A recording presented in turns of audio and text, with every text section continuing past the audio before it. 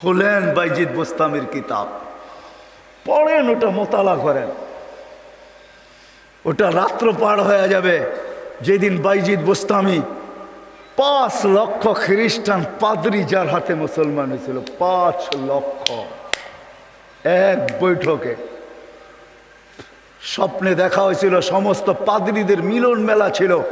স্বপ্নে আল্লাহ দেখাইছিলেন যে বাইজিদ আজকে এদের পোশাক পরা ভিতরে ঢুকা যা, আমি কিছু করতে চাইতেছি। একবার, দুইবার, 3বার স্বপ্নে দেখছেন।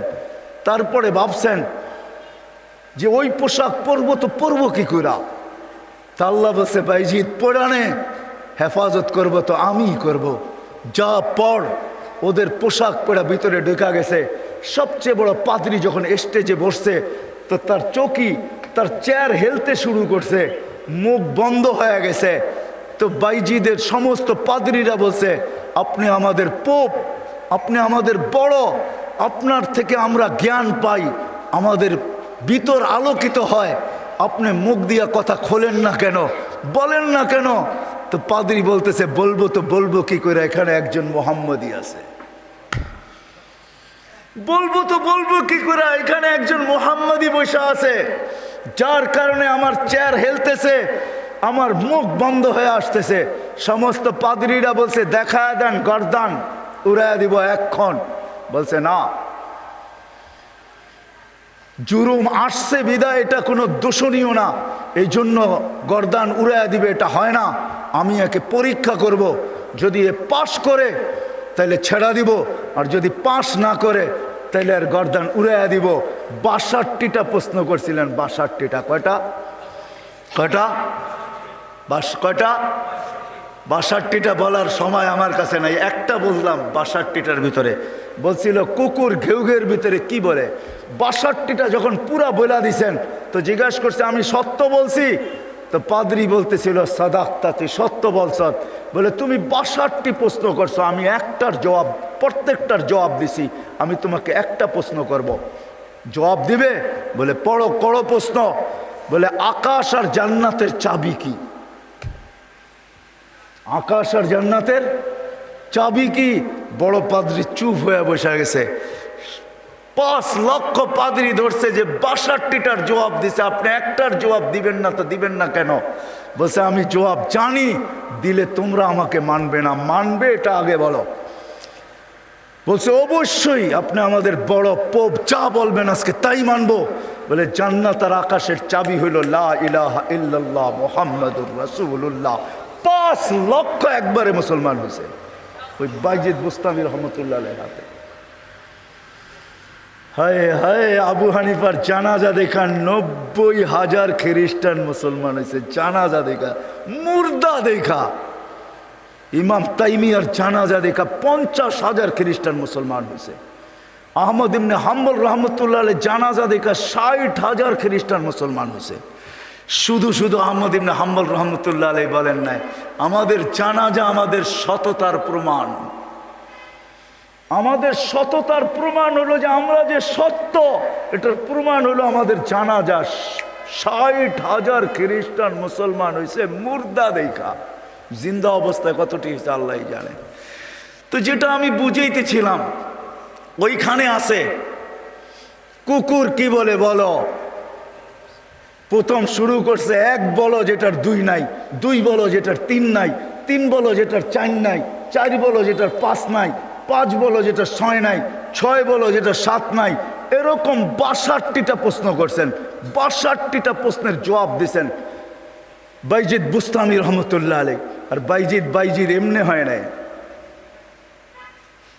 ওনার আব্বা ছিলেন না।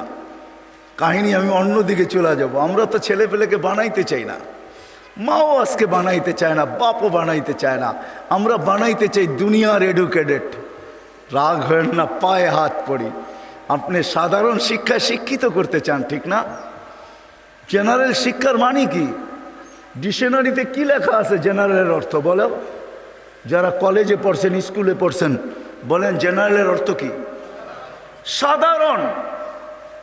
সাধারণ কোনোদিন গৌরবের বিষয় হয় না। সাহাবাদের কাছে অসাধারণ ছিল, এই জন্যই তো ম্যাককে অনুগত্য করতে পারতেন। এই জন্যই সমুদ্রের উপর দিয়ে ঘোড়া দৌড়াইতে পারতেন। এই জন্যই তার বিহীন, প্রযুক্তিবিহীন 3000 কিলোমিটার দূরে কথা বলতে পারতেন, পাহাড় দেখাইতে পারতেন। সারিয়াতাল জাবাল, অসাধারণ বিদ্যা, এরা বিদ্বান ছিল। আমরা তো সাধারণ বিদ্যায় বিদ্বান হই, গৌরবের আর শেষ থাকে না। আমরা এডুকেটেড, আমরা জেনারেল শিক্ষায় শিক্ষিত। রাগ হয়ে যাবেন? একটা উদাহরণ দিই। আমাদের অবস্থা এরকম, এক ব্যক্তি জাপান থেকে গাড়ি কিনে আনছে, তো গাড়ির 3 দিকে জাপানি ভাষায় বড় বড় অক্ষরে লেখা। তো সে মনে করছে অনেক কিছু ভালো কথা লেখা হবে, বিদায় এটা কেনার পরে আর মোছে নাই, না মুছেই চালাইতেছে, লেখাটা আর মোছে নাই। একটা ক্রেডিটও তো আছে, ঠিক না? সামনের গ্লাসে তো লেখা যায় না, 3 দিকে লেখা, এটা চালাইতেছে। তো কোনো জাপানিজ আসছে বাংলাদেশে, তো ও আরেক গাড়ি দিয়া যাইতেছে, তো দেখতেছে ওই লেখা গাড়িটা সামনে দিয়া যাইতেছে, 3 দিকেই লেখা। তো মুস্কি মুস্কি হাসতেছে। তর্জমান জিজ্ঞাসা করতেছে, তুই হাসিস কেন? কই সামনের গাড়িটা দেখে হাসি। কয় কেন, কি এটার ভিতরে? কয় যে 3 দিকেই তো লেখা, ও মোছে নাই কেন এটা? কয় তা তো বলতে পারবো না, ও এটাকে ক্রেডিট মনে করছে, জাপান থেকে লেখা আসছে, এত সুন্দর লেখা, এটা মুছার আর কি দরকার, আমি চালাই না, আমার মতো লেখাওয়ালা গাড়ি তো বাংলাদেশে একটাও নাই, ঠিক না? একটা বাবতও আছে, ঠিক না? পৃথকত্ব তো আছে আমার একটা। তো বলে যে এইটা দেখে হাসতেছি কেন জানিস? এই গাড়ির ভিতরে লেখা আছে তরকারি বেচার গাড়ি। কি লেখা আছে? পিছনেও লেখা তরকারি বেচার গাড়ি, ডাইনেও লেখা তরকারি বেচার গাড়ি, বামেও লেখা তরকারি বেচার গাড়ি। খালি সামনের গ্লাসে লিখতে পারে না, তাইলে লুকিং নষ্ট হয়ে যাবে, কেমনে দেখবে আর কেমনে চালাবে। আমরা আজকে সাধারণ শিক্ষায় শিক্ষিত হয়ে আমরাও গৌরব করতেছি, আমরা বড় এডুকেটেড। সাহাবা অসাধারণ শিক্ষায় শিক্ষিত ছিল। এটা আমার বুঝানোর ইচ্ছা না। বাইজিদ বুস্তামি রহমতুল্লাহ আলাইহ মার কোরবানির কারণে উনি বাইজিদ হয়েছেন, ওই কাহিনীর দিকে নিয়ে যেতে চাই না আপনাদেরকে। আমার হাতেও সময় নাই যে আমি ওই দিকে নিয়ে যাব। উনি ছোট বয়সে বাপ মারা গেছে, মা পরের বাড়িতে কাজ করতেন। 2 দিন পরে ভাবছেন, আমি যদি এইভাবে ছেলেটাকে কোথাও না দিতে পারি তাইলে আমার ছেলেটা হারায়া যাবে। আমি তো মা পরের বাড়িতে কাজ করি। খুঁজতে খুঁজতে এক আল্লাহওয়ালার সন্ধান পাইছেন। মানুষ বলছে ওই আলেম ওইখানে আছে, আল্লাহওয়ালা ও আলেমও যদি তোমার ছেলেটাকে নেয় বা তুমি যদি দিয়ে আসতে পারো তাইলে হয়তো তোমার ছেলে মানুষ হয়ে বাহির হবে।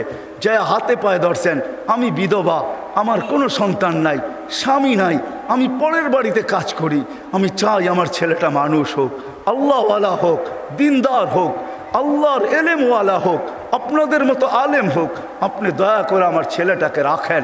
শাইখ রাজি হয়েছে, মা শর্ত দিছে, আপনি আমার ছেলেকে ওই দিন পর্যন্ত বাড়ি পাঠাইতে পারবেন না যতদিন পর্যন্ত আপনার মতো না বানায় দেন।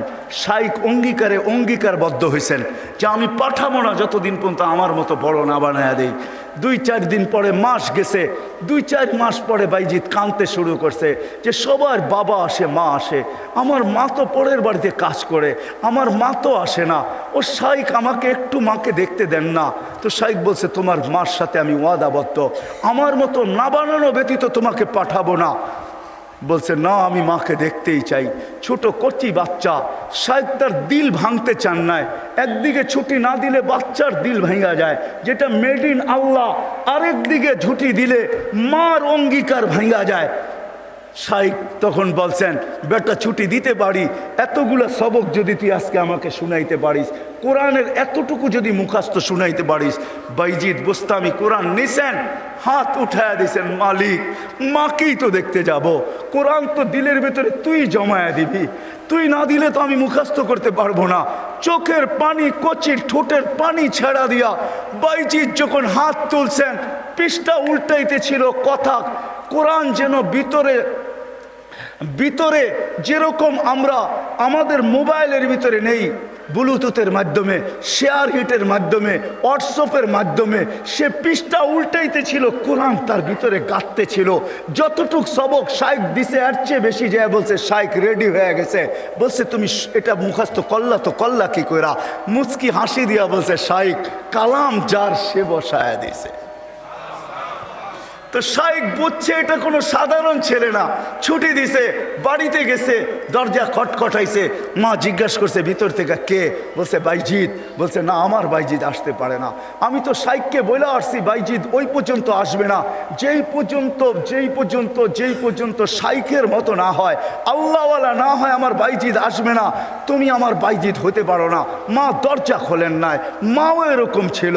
এই জন্যই তো বলে মা যদি ফাতেমা হয় তো সন্তান হাসান হোসাইনি হয়, মা যদি ফাতেমা হয় তো সন্তান আব্দুল কাদের জিলানি হয়। মা যদি এরকম হয় তাইলে ছেলেও বাইজিৎ বুস্তামি হয়। বাইজিৎ ফিরে আসছে, এসে বলছে শাইখ আমাকে আর ছুটি দিবেন না। আম্মা দরজা খোলেন নাই। আম্মা মানতেই রাজি ছিল না যে আমি ওনার বাইজিৎ। একাধারে যখন 1 বৎসর 2 বৎসর 12 বৎসর কেটে গেছে, তার পড়া কমপ্লিট হয়ে গেছে। 18 বৎসর বয়সে যখন শাইখ বাইজিৎ বুস্তামি উপনীত হয়েছেন, পড়া কমপ্লিট, রাত্রে তাহাজ্জুদ পড়তেছেন, সেজদায় যখন কাঁদতেছেন, পড়া কাঁদতেছে, শাইখ ঘুমাইতেছে, আল্লাহ রসুল স্বপ্নে আসছেন। আর আয়সা বলতেছে ওঠো বাইজিৎকের কাছে যাও, তোমার মাথার পাগড়ি বাইজিৎকে পড়াও, আমরা বেলায়েতের পাগড়ি বাইজিৎকে আজকে পড়াইতে চাই।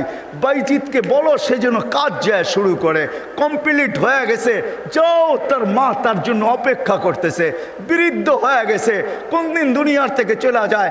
বাইজিদের মাথায় বেলায়েতের পাগড়ি আমি তোমার মাথায় পড়াইলাম, তুমি বাইজিদ উস্তাদ হিসাবে বাইজিদের মাথায় পড়ায় দাও। যা দেখে বাইজিদ রহমতুল্লাহ আলাইহি সেজদায় পড়ে কাঁদতেছেন। উঠাইছে উস্তাদ, বেটা ওঠ, হয়ে গেছে কাম। কি হয়ে গেছে? আল্লাহর রসুল পাগড়ি আমাকে পড়ায় দিয়ে গেছে, বলছে তোকে পড়ায় দিতে। বেলায়েতের দরজায় আল্লাহ তোকে পৌঁছায় দিছে, হুকুম আসছে যা মার পায়ে যা, আর কালকের থেকে কাজ শুরু কর। ওই দিন যা যখন দরজা খটখটাইছে, মা খুইলা জড়ায়া ধরছেন। আর খুইলা জড়ায়া ধরেন নাই, শুধু পানির গ্লাসের কথা আমরা শুনি, এটা তো কোনোদিন বাস্তবটা শুনি না।